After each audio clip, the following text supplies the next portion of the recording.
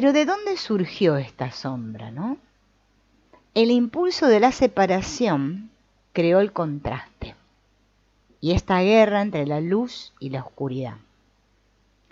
Cuando la separación se vuelve patológica, la sombra se manifiesta como ira, miedo, envidia y hostilidad.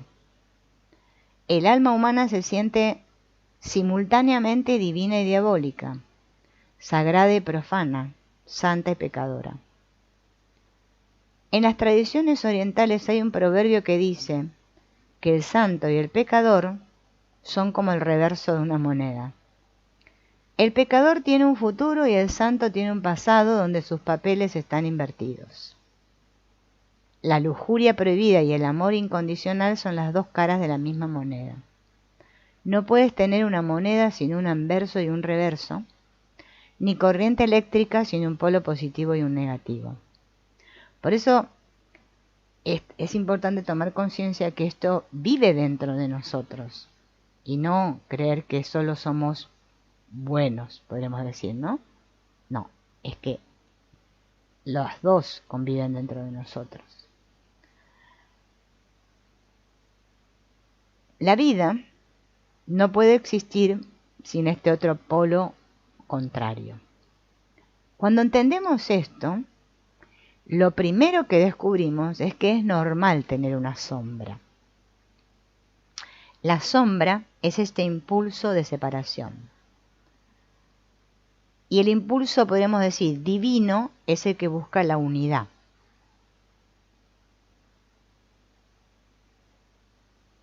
La oportunidad de crear una sombra ha demostrado ser irresistible. Nos dio el yo que vemos como humano, un yo familiar que puede ser bueno y malo.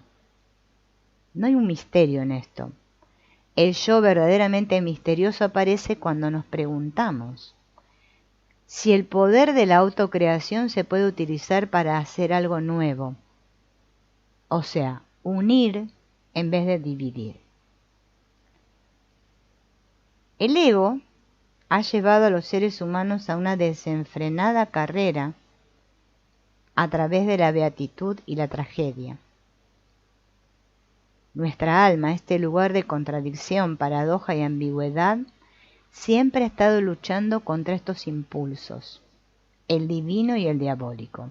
¿Vieron ese dibujo tan famoso que hay de el diablo y Dios que están haciendo una pulseada? Lo cierto es que no vemos muchas razones para abandonar el uno o el otro. Secretamente amamos a nuestros chicos y chicas malas.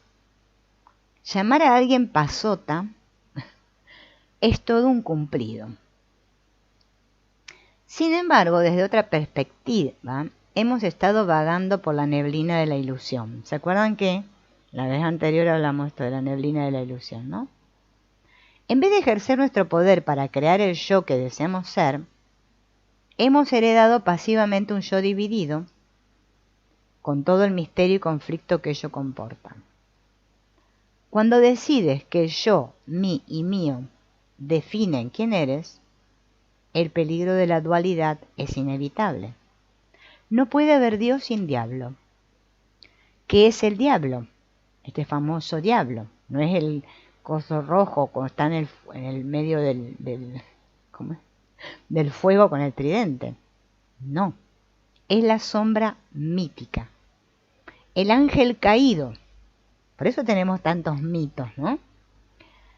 Que nos hablan del ángel, que cayó, bueno.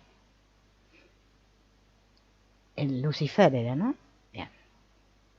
Otra forma de interpretar la palabra diablo es lo divino cuando no se encuentra bien.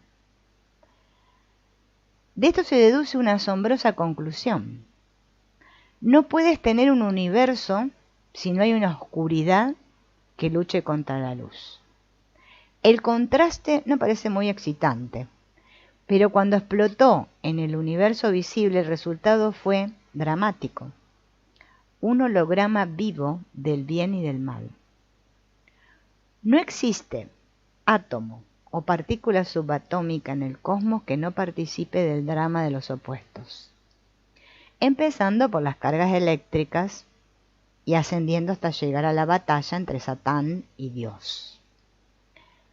El universo visible nos dio el telón de fondo para nuestra evolución. El ámbito de lo invisible nos dio el alma. Ambos caminan juntos. De hecho, son uno. Cualquier cambio que yo realice en mi alma va a generar un cambio en el mundo exterior, que es el espejo del alma. Así que no estoy estancado en la herencia del mismo drama eterno en el que el alma caída y pecadora lucha por alcanzar la luz a riesgo de no conseguirlo. Ese drama espiritual apoya la loca carrera del ego y convierte al mundo entero en un campo de batalla para el bien y el mal. Y todo esto conlleva pecado y redención, tentación y justicia. La noción de crear una nueva alma es extraña y fascinante a la vez. Este impulso de la separación ha creado la realidad que todos conocemos ahora, ¿no? Entonces, ¿qué impulso nos va a dar una nueva realidad? Es el impulso holográfico. El impulso holográfico prescinde de los detalles y tiene como meta la compleción. Crea entornos tridimensionales donde se produce la fusión de lo interno y lo externo. Muchas personas han visto hologramas creados con un rayo láser. Con tan solo el fragmento de un objeto o una foto, el láser puede crear el objeto o la foto enteros como por arte de magia. En lugar de un fragmento, se manifiesta la totalidad. Del mismo modo, aunque te preocupen los fragmentos de la vida cotidiana, cocinar, trabajar, todas las cosas que hacemos, tu mente ha proyectado un holograma para que lo habites.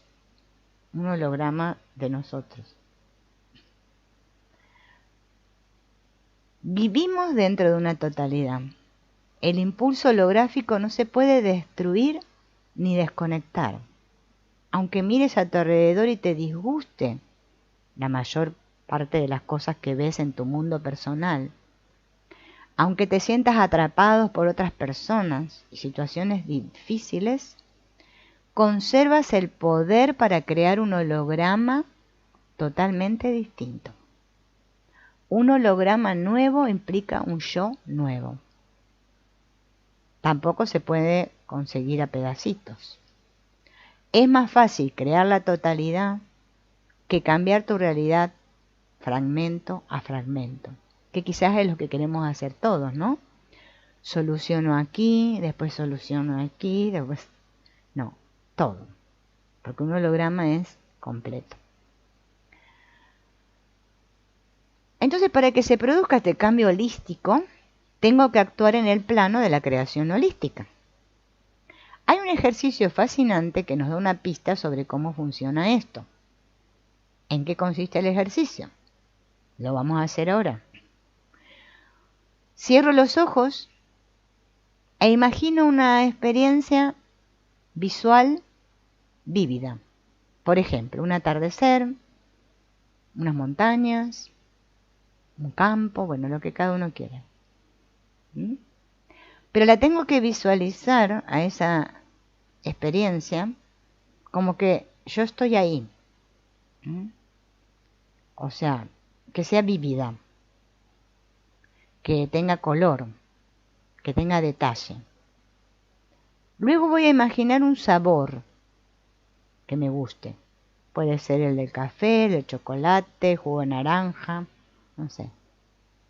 Y sentir ese sabor. Luego voy a recordar un sonido, una música que a mí me guste. Y por último, algo que sea por el sentido del olfato, un perfume.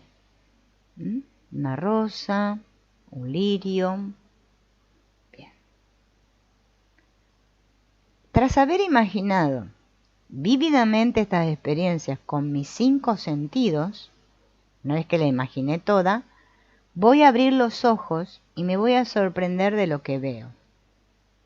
Y me voy a dar cuenta de que el mundo entero está muy vivo, que los colores son más brillantes. Este cambio, ¿no?, lo han notado todas las personas que han hecho este ejercicio y demuestra que en el más mínimo ensalzamiento de nuestro mundo interior hace que el mundo exterior cambie. Y eso es lo que a nosotros quizás a todos nos cuesta, comprender, digamos, ¿no? Pensamos que solamente tenemos que cambiarlo de afuera, que es el problema. Bien. Aquí tenemos la clave para uno de los secretos espirituales más profundos. El poder de alterar la realidad al instante. Ese poder no está a nuestro alcance en la superficie de nuestra vida, ¿no?, que es la razón por la que todos nos sentimos abrumados, sino que está en el plano del alma, donde el impulso holográfico puede crear cualquier cosa. Jung lo denominó inconsciente colectivo. Los seres humanos han creado este mundo colectivamente sin saber lo que estaba sucediendo. Aquí tienes los principales ingredientes que utilizamos.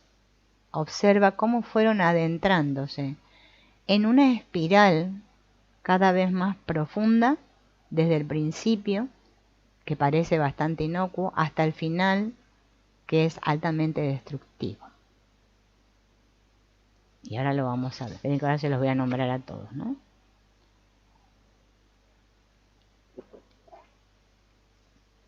Bien. Secreto. Aprendimos a no revelar nuestros impulsos y deseos básicos. Culpabilidad y vergüenza. Cuando ocultamos nuestros impulsos y deseos básicos nos sentimos mal. Críticas. Todo lo que provocó que nos sintiéramos mal estaba mal. Culpabilizar. Queríamos saber quién era el responsable del dolor que sentíamos. Proyección. Se creó una cabeza de turco conveniente, ya fuera un enemigo odiado o una fuerza demoníaca invisible.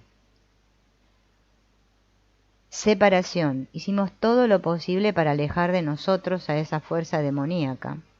Los enemigos eran los otros, contra los que teníamos que protegernos y a quienes debíamos combatir. Lucha. La proyección no podía hacer desaparecer el dolor de manera permanente, a lo que siguió un estado constante de guerra de lo interno contra lo externo. Nosotros seguimos alimentando la sombra, porque somos unos maestros manipulando estos ingredientes, que voy a volver a nombrarlos: secreto, culpabilidad y vergüenza, críticas, culpabilizar, proyección, separación y lucha. Somos adictos a estos ingredientes. La solución es deshacer la sombra. No es el monstruo de Frankenstein, un horror que ha superado el poder de su propio creador. La sombra es una región de la psique. No existe nada que no podamos disolver. En vez de permitir que la sombra nos convierta en víctimas, tengo que tomar las riendas y reclamar mi verdadera función como creador. Por eso es muy difícil que yo pueda crear este yo nuevo si no me reconcilio con esta sombra. Bueno, primero la tengo que reconocer, ¿no? Porque si no es que no va a pasar nada, por más que haga lo que haga, ¿no? Hola, Abby. Gracias. Sí, lo que dice este libro es totalmente cierto. Recuerden que se llama Luz en la sombra, de Deepak Chopra. Entonces, claro, ¿cómo se sale de acá? Esto es lo que plantea el autor, ¿no? ¿Cómo podemos hacer para salir de este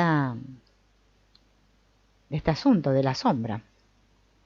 Y dice que hay que resumir esto en 3 frases.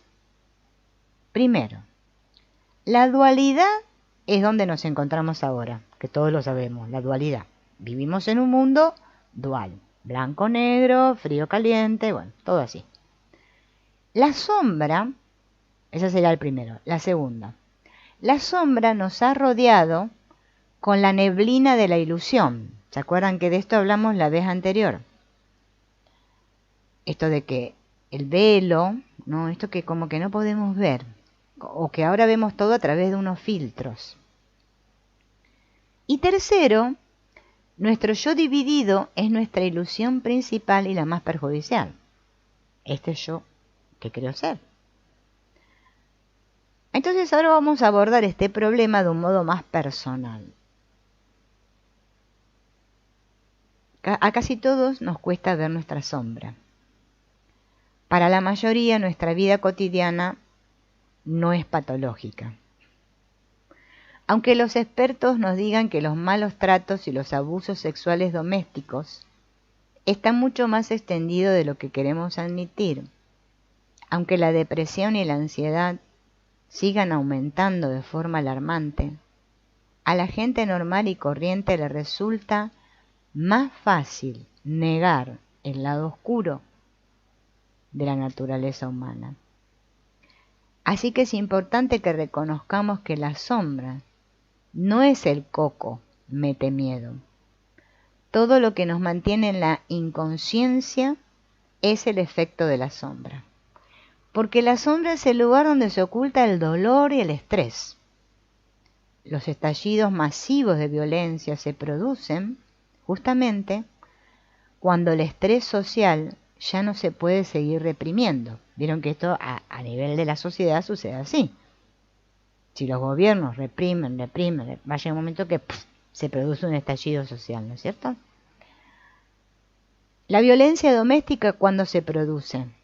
Cuando ya la persona que vive con esa violencia no puede soportarlo más. Así que el precio que pagamos por ser inconscientes es muy alto. Entonces, la creación de la sombra es un proceso. Nadie pretende aumentar el poder de la sombra, pero lo hacemos igual, por más que no tengamos la intención de hacerlo, ¿no? ¿Cuándo aumenta la sombra? Ahora miren esto que les voy a leer, es muy bueno. La sombra aumenta cada vez que recurrimos a lo siguiente: guardar secretos sobre mí y sobre los demás. Eso hace que la sombra aumente. Guardar secretos. Fíjense en qué es lo normal. Una vida llena de secretos le ofrece a la sombra más materia prima para agrandarse. Los secretos son formas de negación, de engaño, de miedo a mostrarnos tal como somos y de condicionamiento de una familia disfuncional. Por eso, no sé si ustedes seguramente lo observaron esto, que fíjense en que nosotros, bueno, vivimos en cada uno en su casa, ¿no? Con su familia, tenemos, ¿no? Como dice el refrán, en todos los lugares se cuecen habas, pero no sabemos las habas que se cuecen en la casa del vecino, que vive enfrente o en el de al lado, ¿no? Todos mantenemos estos secretos, que nadie se entere. Bien, eso hace que crezca la sombra, mantener secretos. Otra cosa, albergar sentido de culpa y vergüenza. Fíjense, estos son los ingredientes que nombramos hace un rato, ¿no? Aquí todos tenemos fallos, porque nadie es perfecto. Eso seguro, seguro. Pero si yo me siento avergonzado de mis errores y culpable de todas mis imperfecciones, mi sombra va a cobrar fuerza. Por eso lo que niego se proyecta, ¿no? Sin embargo, lo hacemos. Vamos a ser honestos, lo hacemos. Bien. otra cosita. Criticarte y criticar a los demás. ¿Quién en este mundo no critica? Todo el mundo critica todo. Si no puedo encontrar la forma de liberarme de este sentido de culpa y de vergüenza que todos albergamos, que hace crecer nuestra sombra, lo más fácil va a ser pensar que me lo merezco y que los demás también se lo merecen. Condenar es una forma de llevar una máscara para disfrazar el dolor que produce la culpa. Por eso todos condenamos. Otra que hace crecer la sombra: la necesidad de culpar a alguien. Cuando llego a la conclusión de que mi dolor interior es un asunto moral, no tengo ningún problema en culpar a otra persona a la que considere inferior. Por eso nos culpamos unos a otros. No tener en cuenta mis propios defectos y criticar a los demás. Este es el proceso de la proyección que no todas las personas pueden ver o entender correctamente. Pero cuando intentamos explicar una situación como un acto de Dios o del demonio, ahí también estamos proyectando. Fíjense que la mayoría de nosotros decimos, ay, y bueno, Dios quiso, y bueno, así lo quiso Dios. O ay, el diablo metió la cola, no sé qué. Siempre le echamos la culpa a Dios o al diablo. Lo mismo sucede cuando me identifico a la gente mala, ¿no? Que son los que causan los problemas. Y si yo creo que el problema son ellos, es que yo he proyectado mi propio miedo en lugar de responsabilizarme de él. Por eso el asunto de la responsabilidad es tan complicado. Otra cosa que aumenta la sombra es separarme de los demás. Esto de sentir que estamos divididos entre ellos y nosotros, los buenos y los malos. Esto aumenta la sospecha, el miedo, y esto es un campo de cultivo para que la sombra aumente. Y otra que hacemos para aumentar nuestra sombra es luchar contra el mal o para alejar el mal. Todos estamos convencidos de que el mal acecha por alguna parte. Y lo que realmente está sucediendo es que estamos siendo víctimas de nuestra propia ilusión y proyección. Nos estamos autoengañando.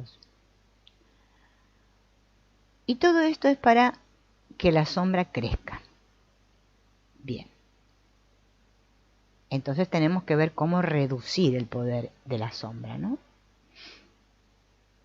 Hay que hacerlo invirtiendo la espiral. Si dijimos que era una espiral que empezaba así pequeñita y se iba agrandando,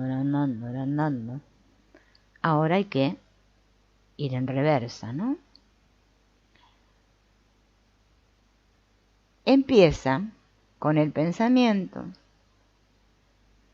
O sea, ¿cómo empezó? Vamos a ir primero cómo empezó, vamos a repasar cómo empezó. Empezó todo con el pensamiento de que yo creo que tengo que guardar secretos.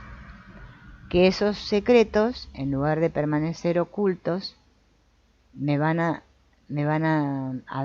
hacer sentir vergüenza y culpa. Luego me voy a autocriticar porque me siento con vergüenza y culpa. Como no soporto la culpa, empiezo a proyectar y me aíslo. Niego y proyecto y me aíslo, me separo. Y empiezo a luchar contra ese mal. ¿Bien? La cuestión que no me puedo liberar. Entro en ese bucle, ¿sí? Entonces ahora tenemos que salir de ese bucle, de esa espiral.